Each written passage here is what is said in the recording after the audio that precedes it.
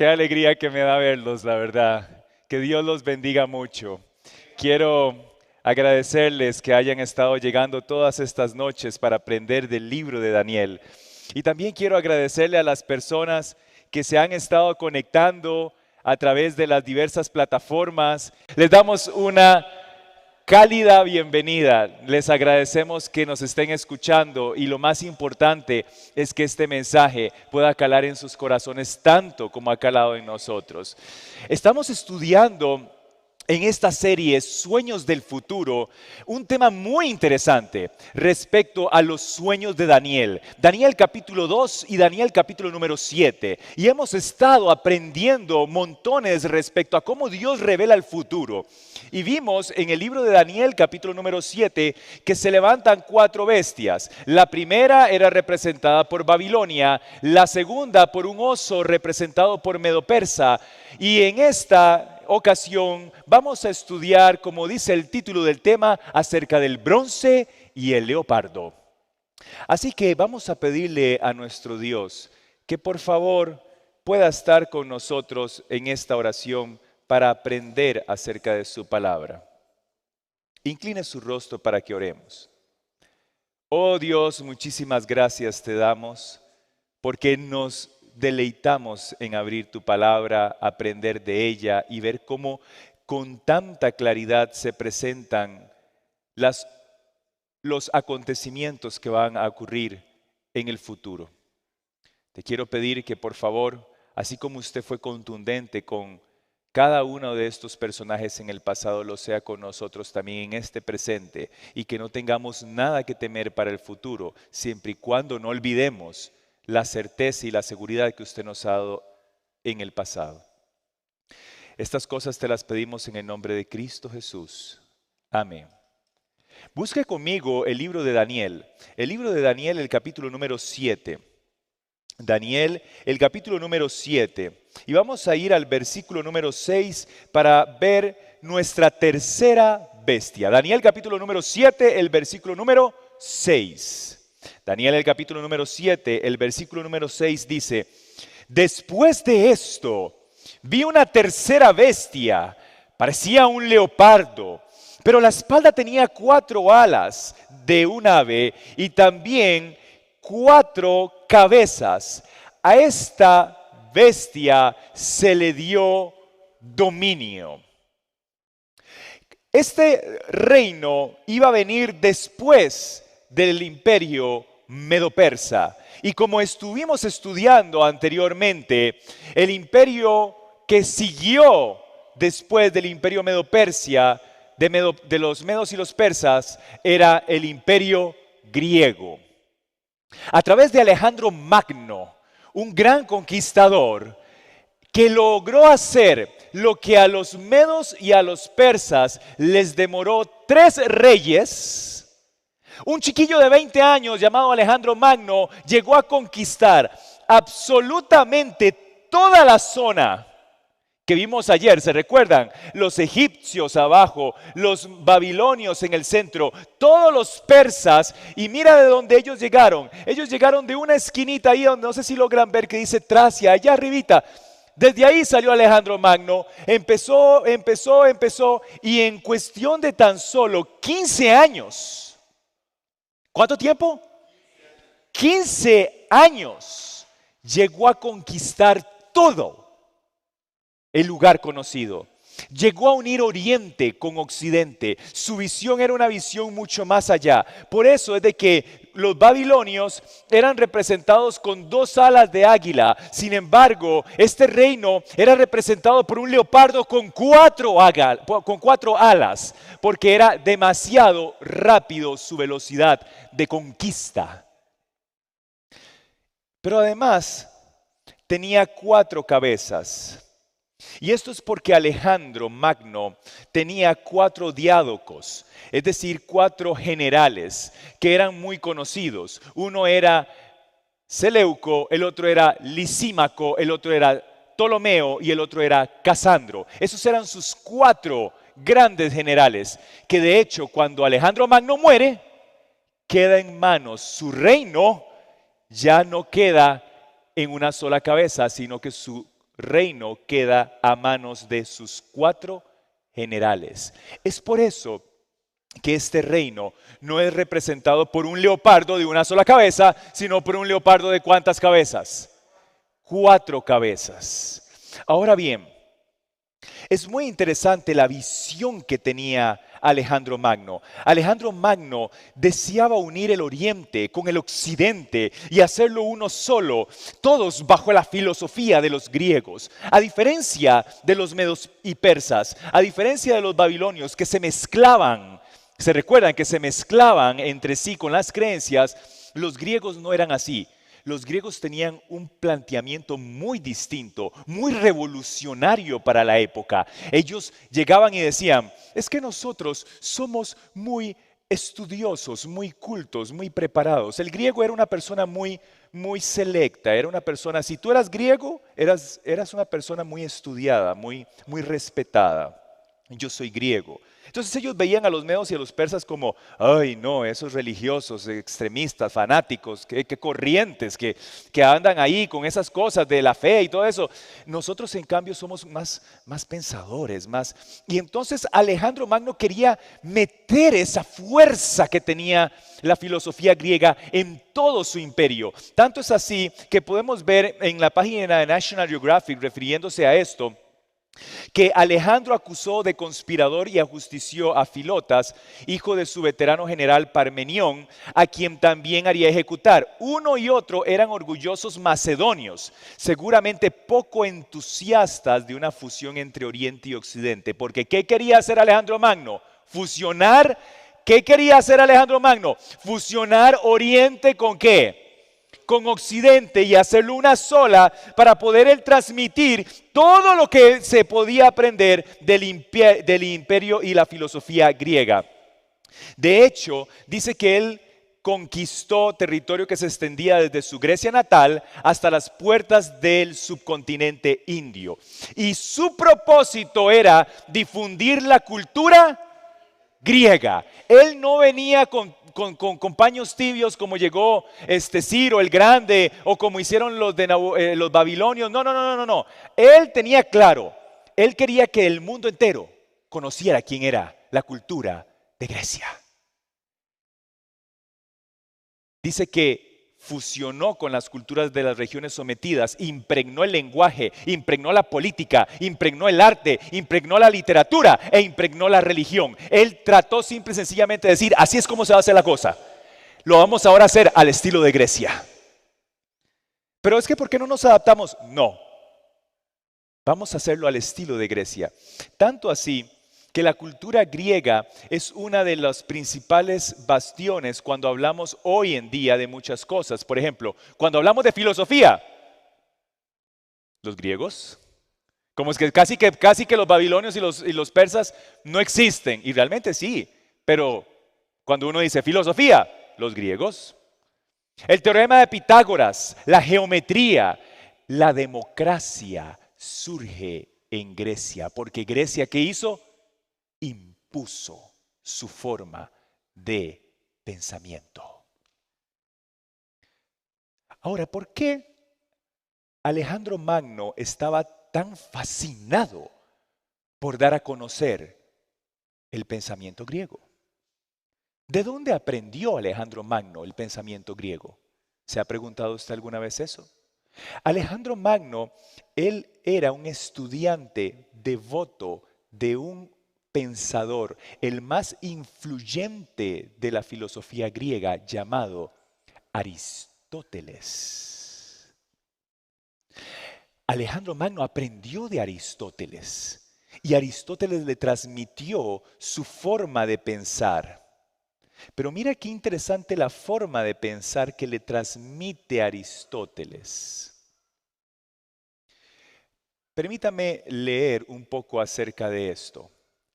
En la misma página que les comentaba dice, aunque se le recuerde como filósofo, dedicó gran parte de su estudio a la biología, a la botánica, a la medicina e incluso al ámbito de las ciencias sociales. Él era un hombre muy práctico, él era un hombre muy brillante, era de esas personas que sabía de todo y de todos los campos sabía un montón. Era un experto. Aristóteles tenía una mente brillante. Él había aprendido de Platón. De hecho, Platón fue su maestro, pero Platón mismo reconocía, no, mi mejor discípulo es Aristóteles. Y entonces veamos la forma, su estudio de la política, la historia, seguían por los principios de Tucídides, quien concibe el mundo en base a una lógica de causa-efecto que nada tiene que ver con la voluntad divina. Es decir, Aristóteles de una vez planteó una línea. Dios no está al control, estamos al control nosotros. Qué interesante. Así que usted no le... Entonces eso se lo transmite a Alejandro Magno. No, Alejandro Magno, usted no se preocupe, porque usted puede manejar su voluntad. Y usted puede ir a hacer lo que quiera. Y Alejandro Magno así lo toma. Y no solo así, sino que quiere que todo el mundo lo sepa. Ahora, para poder entender Aristóteles cómo era, tenemos esta pintura, que es una pintura muy, muy interesante, porque es una pintura donde se observan a los dos grandes pensadores. Aquí no se ve muy bien, esta es una pintura que se llama La pintura por Rafael Sanzio, y les puso ahí en rojito a los dos grandes pensadores, Platón y Aristóteles. Y entonces si usted logra verlo ahí en casita y lo hace más grande, usted va a ver que Platón tiene su mano así, y Aristóteles tiene su mano así. Porque Platón era un hombre que creía en las deidades, pero Aristóteles, dígame lo que yo puedo ver, lo que yo puedo ver. Por eso él se concentró más en la biología, en la botánica, en la medicina. Entonces él empezaba a decir, no, esto no es un tema de deidades, esto es un tema de causa-efecto, cómo yo logro interpretar eso.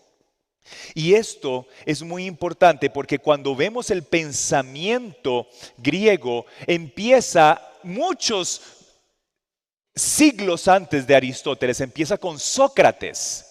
Sócrates fue uno de los primeros pensadores griegos más conocidos. ¿Y qué decía Sócrates? Solo sé que yo no sé nada. ¿Crees en Dios? No sé nada. Podría creer, podría que no. ¿Ha escuchado usted eso? Cuando yo no quiero meterme en una discusión, uno se pone medio socrático. No te puedo decir que no, pero tampoco que sí. Y la gente dice, ¡ay, qué inteligente! Y básicamente no respondiste, te quedaste en el centro, no tomaste una posición. Pero él planteaba en su pensamiento socrático que esa era la forma de poder reconocer que uno era un ignorante y empezar entonces a hacerse preguntas y de las cuales pudiéramos encontrar respuestas. El problema es de que ese planteamiento, solo sé que no sé nada, empieza a aplicarse de una forma muy interesante sobre las deidades. Claro, porque recordemos que los persas tenían un montón de dioses y entonces resulta que los griegos empiezan a cuestionarse respecto a los dioses, como que esos dioses Zeus y todos esos como que estaban medios tocados, ¿verdad? Entonces hay que creer en los dioses pero con cierta distancia. Y entonces resulta que llega a manos de esos conocimientos a Platón. Y Platón posteriormente se los enseña a Aristóteles. Y Aristóteles tenía también influencia sobre muchas personas. Y mira qué interesante lo que piensa Aristóteles respecto a Dios. Dice, Aristóteles no habla del Dios del cristianismo o de cualquier otra religión monoteísta. O sea, que creen en un solo Dios. Este es un Dios considerado solamente como una hipótesis filosófica para dar completitud a toda una teoría sobre el cambio. Es decir, Dios no es que es una persona, no, es algo muy, muy filosófico, es algo como muy, ¿me entiendes? No es como lo que nosotros entendemos por Dios, ¿sí? Y sin embargo usted dirá, ay, eso está como extraño, ¿verdad? Pero fíjese lo que dice ahí, su teología está basada en una visión cosmológica y fue uno de los primeros filósofos en formular un argumento cosmológico para la existencia de un Dios. Su razonamiento luego sería adoptado por los teólogos. ¿Quiénes? ¿Quiénes? O sea, que tenemos que tener cuidado porque resulta que mucho de lo que está aquí de la teología cosmológica de Dios puede ser una importación de lo que tenemos nosotros en el cristianismo y no nos hemos dado cuenta. Entonces, ¿por qué sabemos eso? Porque usted no sé si ha escuchado, todos somos cristianos, usted cree en Dios, yo creo en Dios, todos creemos en Dios. Y eso es lo más importante. ¿Ha escuchado usted eso? Esto ocurre porque lo que hago es de que le doy una visión filosófica a Dios como algo ahí. Dios es todo, Dios está ahí, Él es. Pero en el momento en que yo llego y conozco a Dios y me doy cuenta que Dios llega y dice, si me amáis, guarda mis mandamientos, y los mandamientos son 10, y entonces ya Dios tiene una personalidad, Dios le gustan ciertas cosas, no le gustan ciertas cosas, tiene una participación, tiene un papel, entonces ya, no, bueno, al fin y al cabo, entonces para no entrar en discusión, porque de las tres cosas que nunca se habla es de política, de fútbol y de religión, entonces yo nada más llego y digo, bueno, usted cree en Dios, yo también creo en Dios, dejémoslo así. Va siguiendo. ¿Sí me estoy explicando? ¿Verdad? Ok. Porque resulta que mira qué interesante lo que creían después personas que se habían influenciado con los pensamientos aristotélicos. Los epicuros eran otro grupo de personas dirigidas por Epicurio. Y entonces ellos dicen, ¿qué piensa usted de Dios? Le preguntaban a Epicuro. Y él decía, Dios dice que desea eliminar los males. Y claramente no puede, porque usted ve que en el mundo hay ¿qué? Hay maldad. Entonces él decía, esto solamente a mí me lleva a tres planteamientos. Él es capaz de eliminar los males, pero no está dispuesto, porque no los ha eliminado. O él está dispuesto, pero no es capaz. Ahora, si Él está dispuesto, es incapaz, entonces en realidad nuestro Dios es un Dios débil, lo cual no está de acuerdo con el carácter de Dios. Ahora, si Él es capaz y no está dispuesto, entonces Él es un Dios envidioso, que está en desacuerdo igual con Dios. Ahora, si Él no está dispuesto y no es capaz, entonces es un Dios débil. Vea lo interesante cómo Él empieza a filosofar respecto a Dios. Usted empieza a filosofar respecto a Dios. Es decir, usted está tratando de elevar sus pensamientos a Dios, y eso lo vimos el sábado, en el primer tema de quién es Dios y por qué usted no puede hacer eso. ¿Ok? Y si no lo ha visto, le invito a que vea el primer tema, el tema introductorio de Sueños del Futuro. Pero entonces, la pregunta que ellos se hacen es, ¿por qué si Dios es tan maravilloso, por qué no quita los males? Y entonces la respuesta que vamos a dar hoy se basa en el libro de Romanos, capítulo número 1. Romanos, el capítulo número 1. Y sobre este primer punto es que vamos a empezar a estudiar en este tema. Romanos, el capítulo 1. Búsquelo, por favor. Romanos, el capítulo número 1. Y usted dirá, ¿pero por qué vamos a leer Romanos si no estamos hablando de los griegos? Está como raro. Bueno, sí, usted tiene razón. Vamos a hablar de los romanos porque estamos buscando el libro de Romanos. De hecho, esta carta va dirigida a los que están en Roma. Vea lo que dice el versículo número 7. A todos ustedes que están en Roma, los amados de Dios que fueron llamados a ser santos, que la gracia y la paz de nuestro Padre y del Señor Jesucristo sea con todos ustedes. Es decir, este libro está escrito para las personas que viven ¿en quién? En Roma. Pero mira lo que dice el versículo número 13. ¿Ya está conmigo? Versículo número 13. Pero quiero que sepan, hermanos, que muchas veces me propuse ir a visitarlos para tener también entre ustedes algún fruto, como entre los otros hermanos no judíos, pero hasta ahora he encontrado obstáculos. Es decir, yo quería ir a visitarlos, pero no he podido por razones de tiempo. Ahora vea lo que dice el versículo número 14. Estoy en deuda con todos. Claro, yo me imagino a Pablo deseando poder ir a visitar a todo lado, pero no podía y no podía y no podía. Y vea lo que dice el versículo 14, estoy en deuda con todos, sean griegos o no griegos, sabios o no sabios. Así que por mi parte estoy dispuesto a anunciarles el evangelio también a ustedes, los que están en Roma. Es decir, este libro de Romanos es Pablo tratando de hablarles a todos aquellos con los que él se sentía que estaba en deuda porque no los había podido visitar. Y ahora la pregunta es, ¿por qué Pablo, de todas las naciones que había, por qué Pablo dice a los griegos? ¿Por qué Pablo llega y dice, esto que les voy a escribir es para los romanos, pero me encantaría que yo se lo hubiera podido decir a los griegos también? ¿Por qué Pablo quería hablarle a los griegos?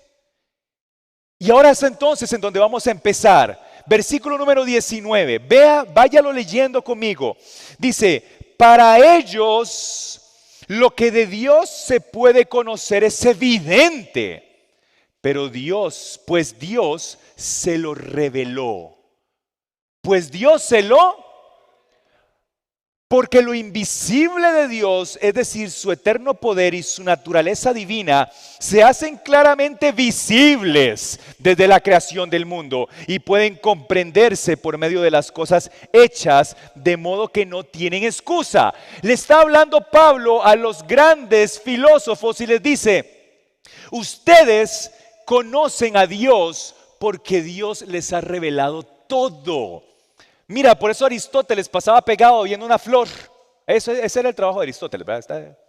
Ahí pasaba horas, no tenía nada que hacer, no había Instagram, no había Facebook, no había, ¿verdad? No había nada. Entonces estaba viendo la flor y ahí podía pasar 3 horas viendo la flor y escribiendo cosas respecto a la flor. Y el hombre conocía la profundidad de Dios. Además, yo no sé si usted tiene muy claro, pero los grandes creadores de la geometría, oiga, eso era una ciencia, es una ciencia y es unas bases que tienen ellos que son impresionantes. Tienes que llegar a darte cuenta que hay un Dios muy poderoso detrás de todas esas leyes que dicen, esto viene aquí, esto viene aquí, esto está colocado aquí y entonces esto es impresionante. Por eso es que dice Pablo, Dios le reveló a ellos. Así que ellos no tienen excusa de decir no conozco a Dios, porque ellos pudieron ver a Dios directamente. El problema de ellos viene en el versículo número 21. Pues a pesar de haber conocido a Dios, no lo glorificaron como quien, ni le dieron gracias, sino que se envanecieron en sus razonamientos y su necio corazón se llenó de oscuridad. Es decir, ellos llegaron y empezaron a conocer cosas profundas respecto a las matemáticas, a la biología, a la botánica, a la medicina, y en vez de llegar y decir, gloria a Dios, es que esto es impresionante, más bien llegaron y dijeron, ahora yo conozco a Dios. Y no es tan maravilloso como dicen que es, porque yo lo entiendo. No es mágico, tiene una explicación. Entonces yo me creo muy inteligente porque ya logré conocer los secretos de Dios. Yo ya sé qué significa el ADN, yo ya sé lo que hay en cada una de esas bases nitrogenadas, en cada una de todos esos componentes. Yo sé todo ese tipo de cosas, entonces yo me siento muy inteligente, muy brillante, y casi que yo voy a buscar la partícula de Dios. ¿Usted ha escuchado eso? Ya casi estoy a punto de encontrar la partícula de Dios, imagínese. En vez de darle gloria a Dios y reconocerlo por lo que es, por su perfecta calibración en cada una de las cosas, más bien en vez de eso, se glorificaron a ellos, se envanecieron en sus propios razonamientos. Y entonces, al hacer eso, por eso dice que su necio corazón se oscureció. ¿Por qué usa la palabra necio? Porque ¿qué es un necio? Vea lo que dice el libro de Salmos, capítulo número 53. Salmos, el capítulo número 53, el versículo número 1. Salmos, el capítulo número 53, el versículo número 1. Mira lo que dice. Dentro de sí, dicen los necios, Dios no existe. No hay Dios. Eso es lo que dice el necio. Entonces, ¿qué le pasó a esta gente? Empezaron a engrandecerse, sabían tanto, que en vez de glorificar a Dios, más bien llegaron a decir, conociendo a Dios, porque lo conocían, Dios no existe. Y eso es terrible, porque pongamos un ejemplo, es como si yo llegara y les dijera, esta es mi esposa, pero ahí está, no es para tanto, ¿verdad? Pero sí está, sí, pero no es para tanto. ¿Me va siguiendo? Eso es lo que estaban haciendo ellos. Decían, sí, Dios existe, pero, o sea, ahí existe. Obviamente, no lo vamos a negar. Pero, o sea, nosotros sabemos. Y vea lo que pasa. Sigamos en Romanos capítulo número 1, siguiendo con esta línea. Porque como una persona que es sabia se vuelve necia, como una persona que es impresionantemente inteligente decide dejar la sabiduría. ¿Cómo puede ocurrir esto? Sencillo. Hay que preguntarnos qué es la sabiduría. ¿Y qué es la sabiduría? El temor a Dios. Proverbios capítulo 1, versículo 7. El principio de la sabiduría es el temor a Dios. Pero dice Hebreos capítulo número 11, el versículo 6, que para yo agradar a Dios tengo que creer que Él existe. Porque si yo no creo que Él existe, entonces no puedo agradar a Dios. No puedo tener fe. En otras palabras, ¿qué le pasó a los grandes pensadores cuando conocieron a Dios? Que cada uno de ellos conocieron a Dios, decían que era una persona maravillosa, decía que era una persona espectacular, pero decidieron mejor decir, pero yo no le creo, ¿verdad, a Dios? Porque ahora ya sé quién es Dios. Entonces no tenían ¿qué? No tenían fe. Y el problema es de que el libro de Romanos, capítulo 1, adivinen cuál es el meollo de Romanos. ¿Qué dice Romanos capítulo 1? Sigamos ahí en Romanos. Ahí les parafraseé algunos versículos para ir un poquito más rápido. Pero ¿qué dice Romanos capítulo 1? El versículo número 17. Romanos el capítulo 1, el versículo número 17. ¿Qué dice? Porque el Evangelio se revela. Porque en el Evangelio se revela la justicia de Dios, que de principio a fin es por medio de ¿qué? De la fe. Tal como está escrito, el justo por la fe vivirá. En otras palabras, lo que estaba haciendo Pablo era diciendo, ustedes, grandes pensadores, tienen que entender este concepto. Ustedes pueden llegar a ser salvos si aprenden a integrar todos sus conocimientos y no olvidarse que tienen que tener fe, porque el justo por la fe vivirá. Y el problema entonces es de que básicamente lo que está planteando este gran apóstol Pablo es que la fe y la justicia son los dos elementos. ¿Cuáles son los dos elementos? La fe y la justicia. Fe y justicia son los dos elementos que giran en torno a esto. Y vea lo que dice el libro de Romanos, capítulo 1, versículo 23. Cuando tú decides no tener fe, cuando tú decides poner tu propia justicia, entonces lo que pasa es que empiezas a cambiar la gloria de Dios, que es maravillosa, que es perfecta, y empiezas entonces a agarrar a Dios y a igualarlo a quienes. A hombres corruptos. Por eso cuando usted lee toda la filosofía griega, usted se da cuenta de que hay un montón de cosas que supuestamente los dioses hacen y que son dioses muy humanos. No sé si se dan cuenta, los dioses, la filosofía griega, cuando empieza a utilizar toda esta literatura, el arte griego, usted ve un montón de cosas ahí, que el dios tal violó a no sé quién, hizo no sé cuánto. Entonces empiezas a agarrar a Dios y empiezas a equivalerlo a hombres que corruptibles. Y esto no es ajeno. Quisiera hablar un momento respecto a una película que es muy reciente, que se llama Thor.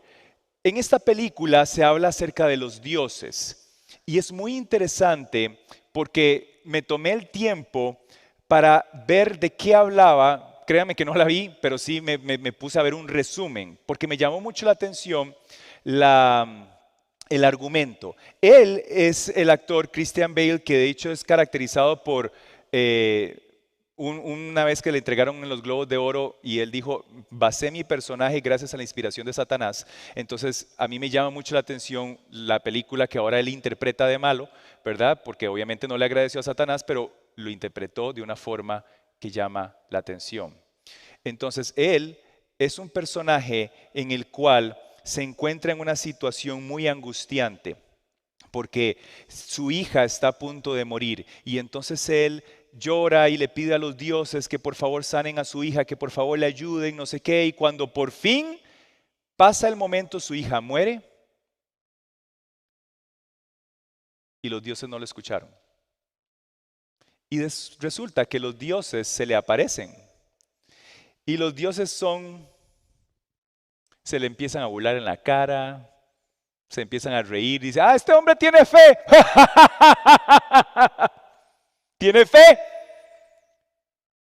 Y él, pero toda mi vida fui una persona fiel, toda mi vida yo creí en ustedes, toda mi vida yo iba a la iglesia, toda mi vida yo daba todo por ustedes los dioses, yo creía en ustedes y los dioses se reían y se reían y se reían. Y entonces yo dije, qué interesante esta visión.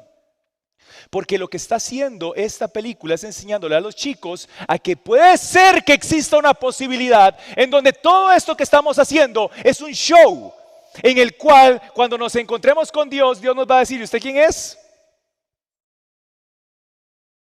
Igual te vas a perder.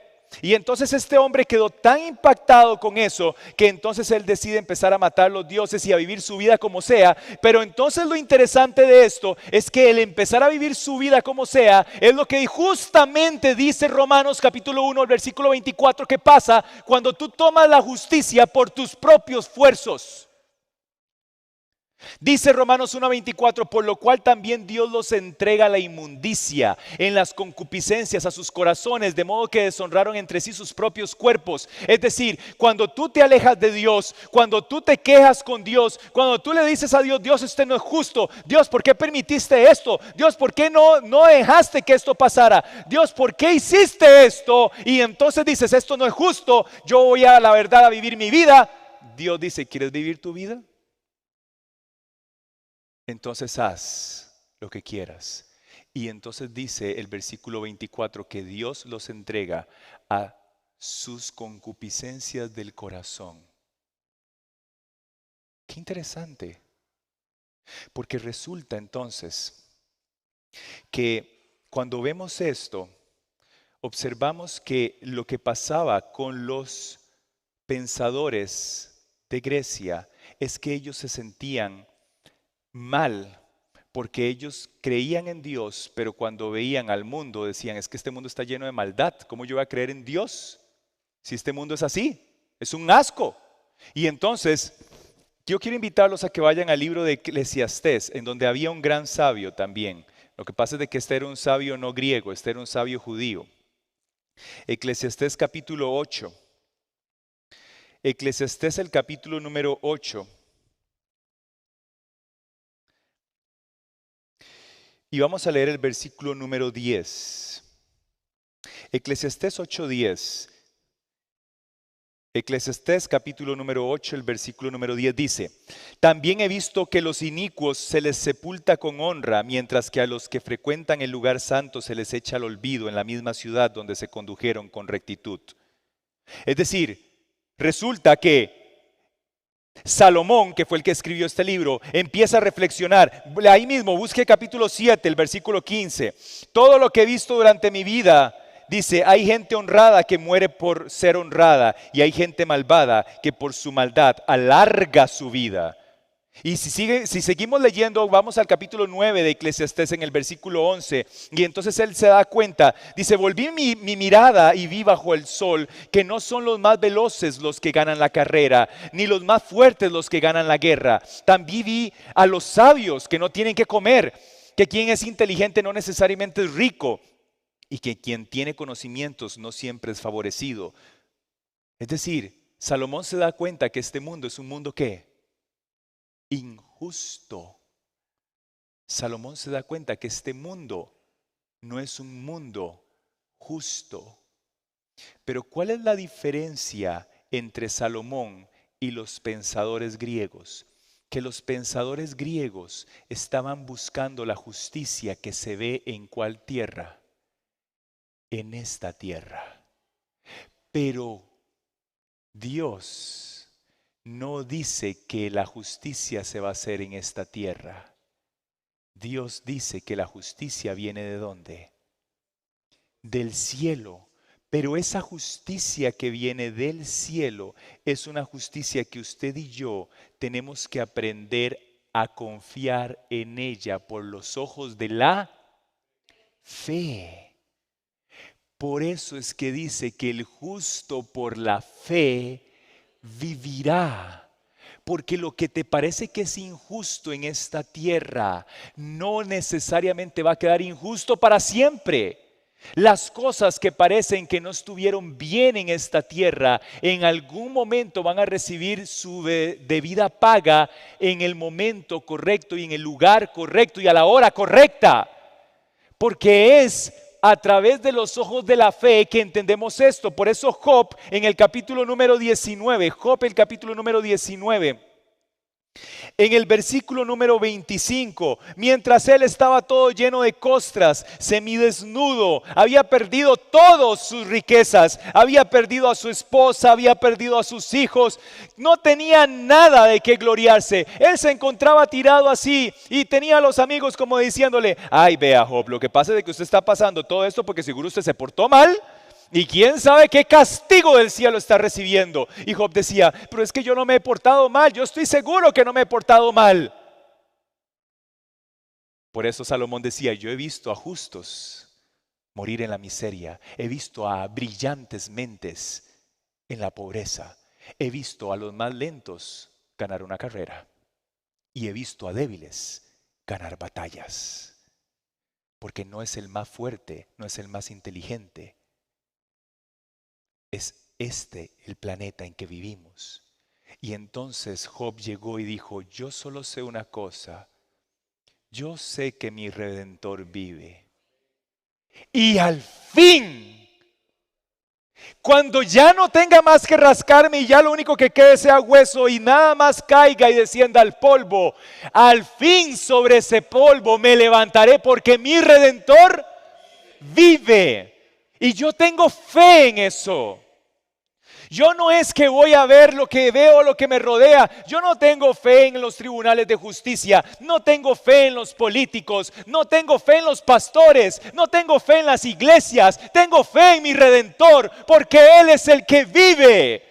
Por eso es que estamos acá. No estamos acá porque yo confío en mis propias fuerzas. No estamos acá porque yo confío en mi propia justicia. Yo estoy acá porque confío en el Redentor, que es el que vive y es el que me levantará y es el que hará justicia y es el que hoy te está llamando a ti. Porque ahora resulta que la fe no es un tema nada más de: bueno, yo tengo fe, yo creo que mi Redentor vive. ¿Qué fue lo que vimos la vez pasada? ¿Qué fue lo que vimos ayer? Si me amáis, guarda mis mandamientos. Pero ahora te voy a enseñar algo más, porque a veces las personas piensan que la salvación es por obras, pero ayer vimos que la salvación no es por obras. Porque cuando hablamos de las obras, a veces la gente inmediatamente piensa en las obras de la ley. Pero usted sabía que las obras de la ley no son las únicas obras de las que habla la Biblia. ¿Cuáles son las obras de la ley? Bueno, ¿cuáles son los 10 mandamientos? Entonces veamos cuáles son los 10 mandamientos. Veamos los mandamientos que tienen que relación con el prójimo. Honra a tu padre y a tu madre, ¿ok? No matarás, no adulterarás, ¿ok? No mentirás, no codiciarás. Entonces yo tengo todos esos, yo guardo la ley, es decir, yo tengo las obras de la ley. Pero busque conmigo el libro de Santiago, Santiago el capítulo número 2. Y ya vamos a terminar. Santiago el capítulo número 2. Santiago el capítulo número 2. Versículo número 14, vea lo que dice Santiago 2:14. Hermanos míos, ¿de qué sirve decir que si tienes fe, si no tienes obras? ¿Acaso esa fe puede salvar? Porque la fe sin obras, ¿cómo es? Quiere decir que la fe tiene que, pero no son las obras de la ley, son las obras de la fe. Son las obras de la fe. Están las obras de la ley y aquí Santiago nos está diciendo que están las obras de la fe. ¿Cómo? Que no se supone que nada más es cree y ya. Solo yo creo, solo cree y listo. No, Santiago dice que la fe tiene obras. Permítame ponerte un ejemplo. A ver, yo sé que hay un mandamiento que dice no adulterarás. ¿Estamos claros? Ahora bien, si yo tengo una amiga y a mí me gusta esa amiga y me veo tentada con esa amiga y esa amiga me dice: ¿por qué no vamos a tomarnos un café? No hay ningún mandamiento que diga no irás a tomar café, ¿verdad? Con tu amiga. Bueno, pero no voy a hacer nada, ¿verdad? Yo solo voy a ir a tomar un café. Las obras de la fe dicen que yo mejor digo, no, muchas gracias. ¿Por qué? Porque yo sé, por fe, que a mi Dios no le agrada. Las obras son las obras de la fe. Esas son las obras que no se ven y que no están en los 10 mandamientos, sino que son las que por fe yo practico en mi vida porque le creo que hay un redentor que vive. Y eso es lo que quería decir en el libro de Romanos, el capítulo número 1. Al final, Romanos, el capítulo 1. Ya terminemos este. Vea lo que dice Romanos, el capítulo número 1. Porque yo tengo fe en eso. Entonces, Romanos, el capítulo número 1, el versículo 32 dice: aunque saben bien el juicio de Dios en cuanto a los que practican tales cosas, son dignos de muerte, no solo las hacen, sino que también se regodean con las que los practican. Es decir, al fin y al cabo yo tengo fe que existe un Dios que va a tener que va a hacer juicio. Y el tener fe en eso te lleva a hacer obras. Por eso es de que en el libro de Santiago dice, si ves a alguien desnudo, ¿qué haces? Vístelo. A ver, ¿cuál mandamiento es ese, hermano? Amarás a tu prójimo como a ti, pero hay uno que diga, vestida a tu prójimo como a ti mismo. No, nada más dice, ámalo. Yo puedo llegar, lo veo desnudo y le doy un abrazo. ¿Me va siguiendo? El concepto es correcto. Tiene que haber obras porque la fe no es solo creer, es accionar. La fe es accionar. Y hoy tú ahí en casa, tú donde te encuentras, aquí en la iglesia, tienes que entender que tienes que accionar. Tienes que accionar. Busca conmigo el libro de Marcos, el capítulo número 16. Marcos, el capítulo número 16. Y con este cerramos. Marcos, el capítulo número 16. Vea qué interesante. Jesús llega y dice, el que crea, ese será salvo.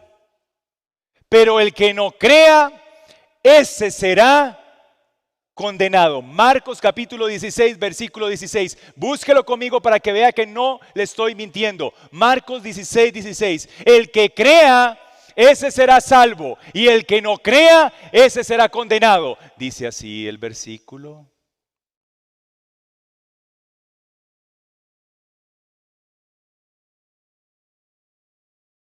¿Viste cómo los acaba de engañar ahorita? Por eso les dije, búsquelo.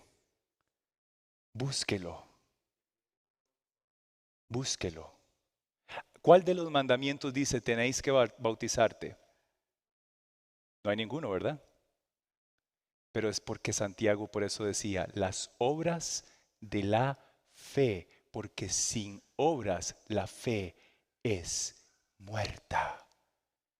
Tú puedes decir 1000 veces, yo creo, que entonces Cristo llega y nos confronta y nos dice, el que cree, tiene que bautizarse y será salvo. Entonces yo llego, me bautizo y no lo hago porque nada más me lo dijeron. No, yo me bautizo porque yo te creo, Dios, que si yo me bautizo yo seré salvo. Por eso, porque te creo, y por eso hoy te digo a ti y te digo a ti que te encuentras en este lugar, si quieres ser salvo, tienes que tener las obras de la fe. Tienes que entregar tu vida a Cristo, no por tus propios méritos, no por tu propia justicia, no porque tú tengas algo de que gloriarte, sino nada más porque tú llegas y manifiestas, yo creo que puedo ser salvo, yo lo creo. Y entonces cuando desciendes por las aguas bautismales y sales de las aguas, la gente dice, bueno, pero ¿cuál es la diferencia? Yo puedo ir a una piscina y me meto dentro del agua y salgo, ya salí. Es más, vamos el domingo, no sé, a alguna piscina, ojo de agua, y ahí tal vez, no, es que es el hecho de lo que está ocurriendo, es la fe, lo que no se observa, el momento cuando alguien baja, y en ese momento cuando alguien sale, es un momento insólito, es un momento en donde nadie lo ve, pero está pasando, está ocurriendo, está siendo salvo. Y hoy yo no puedo terminar este tema sin llegar y preguntar si alguien quiere tomar la decisión de creerle a Dios. Porque ¿cómo nos vamos a ir así? ¿Cómo vamos a desvincular todo este conocimiento, igual que los griegos? Un montón de conocimiento, un montón de información y al fin y al cabo sin fe. Entonces, ¿qué pasó? Nada, no pasó nada, no pasó nada. Sabes ahora un montón de historias, sabes ahora un montón de profecía, pero no pasa nada porque no haces el vínculo con la fe. El vínculo que te dice, acciona, porque si esa fe se quiere volver una fe viva, tiene que tomar una decisión. Tiene que llegar y decirle, Cristo, yo te creo, yo quiero ser salvo, porque la fe sin obras es muerta. Toda esta semana han estado pasando cosas y ustedes no las han ido viendo. No las han ido viendo porque es el Espíritu Santo el que las está moviendo. Personas han estado tomando la decisión de entregar su vida a Cristo Jesús. Así que yo quiero que esas personas se pongan de pie para testimonio y digan, yo quiero ser salvo. Y que inviten a aquellos que se encuentran acá y que están en eso, bueno, es muy interesante, no sé qué, pero tienen que tomar esa decisión. La decisión que los va a llevar a la salvación. La decisión que es real, para que también empiecen a prepararse y creen ese vínculo que es el mejor vínculo. El vínculo en el cual cuando desciendan por esas aguas y salgan, van a ser personas en las cuales ya pertenecen al reino verdadero, al reino de la roca, al reino real, al reino que te está llamando. Ahí en casa, ponte de pie y dile a Cristo, yo quiero pertenecer a ese reino, yo quiero ser así, yo quiero llegar a sus pies, yo quiero hacerlo, porque me he dado cuenta que en una vida sin fe, una vida sin acción, es una vida que no funciona. Es una vida vacía. Es una vida que queda ahí. Por favor, ¿entiendes esto? ¿Entiendes que es contigo directamente? ¿Entiendes que es Dios directamente hablándote a ti? ¿Entiendes que esto es un tema de salvación? ¿Entiendes de que esto no es un tema pasajero? Es un tema que va a determinar lo que va a ocurrir de aquí en adelante en tu vida. Yo doy gloria a Dios por ti. Porque con tu valentía llamas a los que están ahí en la decisión. Porque yo lo sé, cada vez, ahorita, este momento, son valientes, porque son personas que están llamando, diciendo, yo quiero dar el paso. Yo, otro valiente, quiero dar el paso. Gloria a Dios, ponte de pie, porque tú quieres dar el paso. Porque ya quieren dejar esto nada más de la teoría, como los filósofos, conociendo a Dios, viéndolo de frente, sabiendo cómo era Él, sabiendo todo lo que tenían que saber, y ahora no querían dar el paso. Entonces llega y dice el Padre Celestial a través de Pablo, ahora tú tienes que tener el Evangelio, el justo por la fe vivirá. Y sí, es contigo.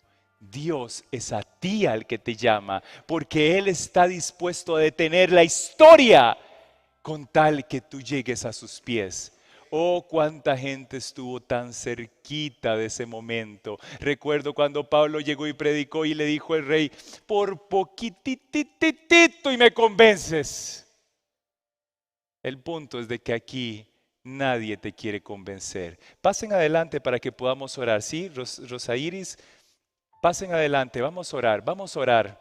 Vamos a ponernos acá. Si hay alguien que quiere tomar esta decisión tan poderosa, que Dios te bendiga, que sea ese vínculo de fe los que nos fortalezca para la eternidad. ¿Sabes? Yo quisiera que entendiéramos esto. Dios reveló los sueños del futuro, todo el futuro lo reveló para ustedes. Pero más allá de eso, en el corazón de Dios estaba este momento.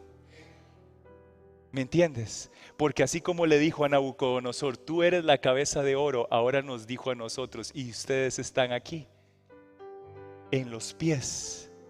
a un punto nada más. Yo solo quiero que ustedes escuchen la canción que trae Andrés y Xóchitl y que meditemos en el mundo en que nos encontramos y en el mundo hacia donde nos dirigimos, para que no olvidemos esto nunca. Y si hay alguien más que entiende a través de esto que Dios le está llamando, todavía hay un espacio más para ti.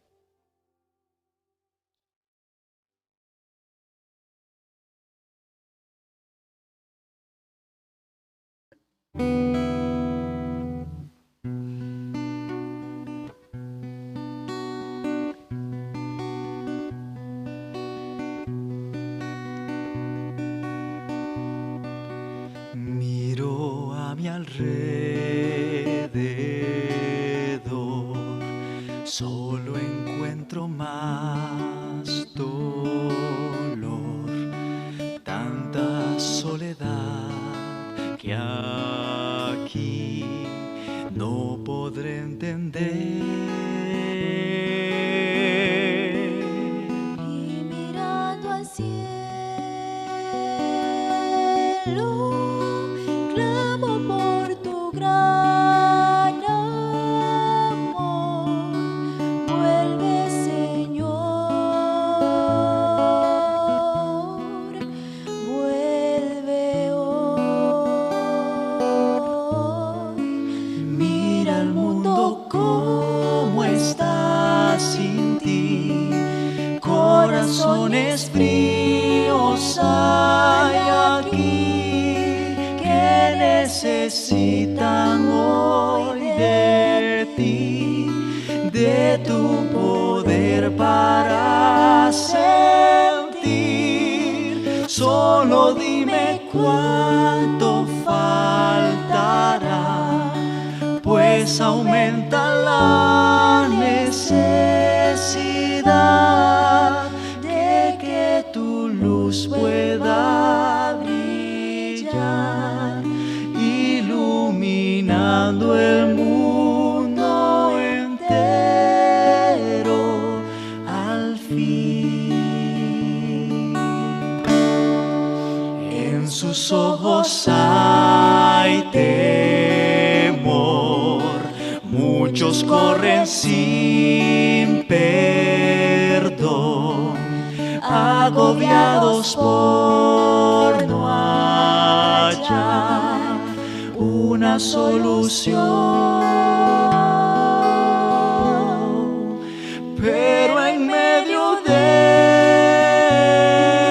ellos se levanta una canción.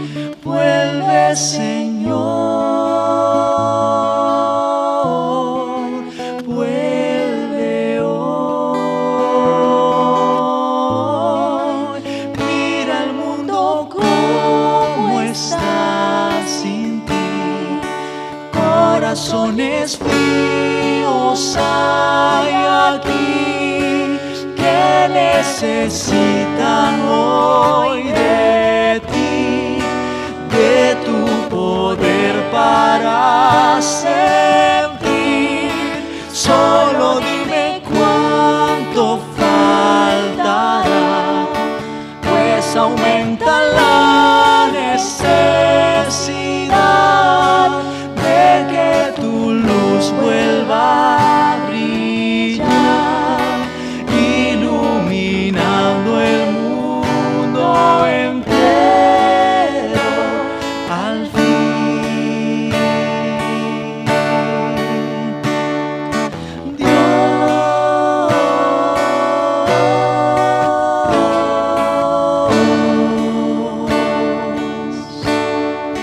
vuelve, Señor, vuelve hoy.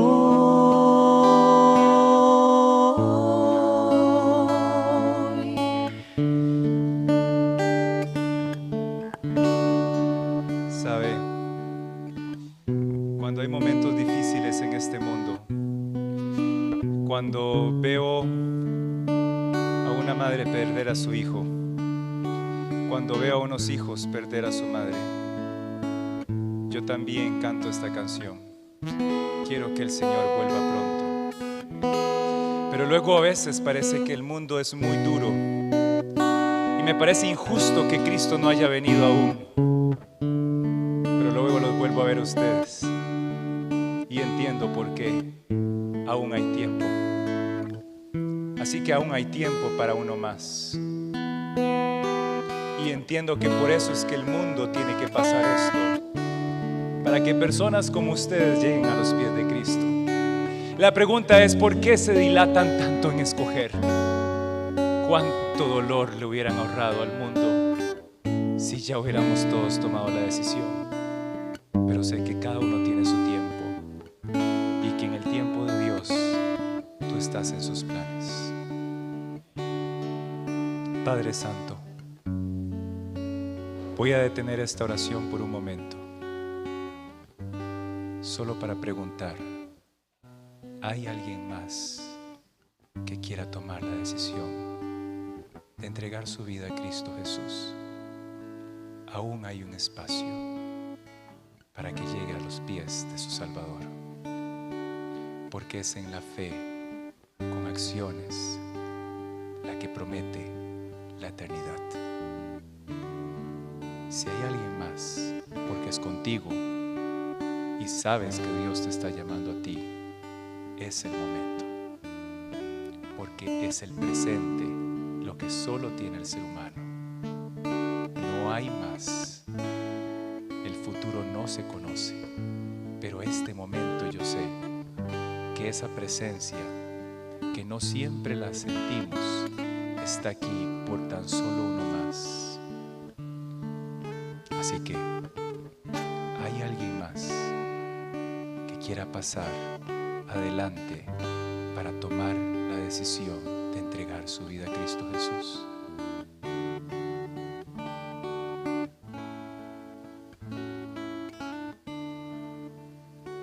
Dios, Padre Celestial, he aquí he hecho su trabajo, el que usted nos ha encomendado, que es decirle al mundo que usted viene pronto y que el tiempo que estamos viviendo es tan solo para que personas como estas desciendan a las aguas y salgan con una nueva vida, no por sus méritos, sino por los méritos de tu Hijo amado Jesús. Quiero pedirte, Padre Santo, en este momento, nuevamente voy a detener esta oración para ahorita hablar con las personas que están en línea. ¿Hay alguien en casa que quiera tomar la decisión de entregar su vida a Cristo Jesús? Usted sabe que si tan solo se pone allá en su hogar de pie y nos escribe, yo quiero tomar mi vida por Cristo y dársela a mi Salvador en la verdadera fe, hay un campo virtual también acá para usted. Tan solo tienes que decirlo, tiene que salir de tus labios, tienes que declararlo, tienes que decir, yo también quiero ser salvo de toda maldad. Mi fe no está en esta tierra, mi fe, mis ojos miran allá, no en la justicia de este mundo, giran en la justicia, en aquella que decía Job, esa que no se ve, esa que dice, yo sé que mi Redentor vive y con Él me levantaré. Señor, ahora el llamado ha sido terminado, pero si tan solo uno más pasa ahorita delante de su presencia, solo le pido que sean sus ángeles, que le conduzcan con amor y le traigan con paciencia, para que puedan a través de este acto aprender lo que es la fe y aprender cuáles son las obras de la fe. Sánalos a todos ellos para que el día que desciendan a las aguas puedan ver sus sueños realizados y que hagan tesoros a partir de ahora en el cielo. Escucha sus corazones, las peticiones que hay, para que puedan no solamente ser salvos, sino traer a otros ahora a la cruz y sean esos misioneros que tanto necesita tu pueblo. En el nombre de Cristo Jesús. Amén. Que Dios los bendiga.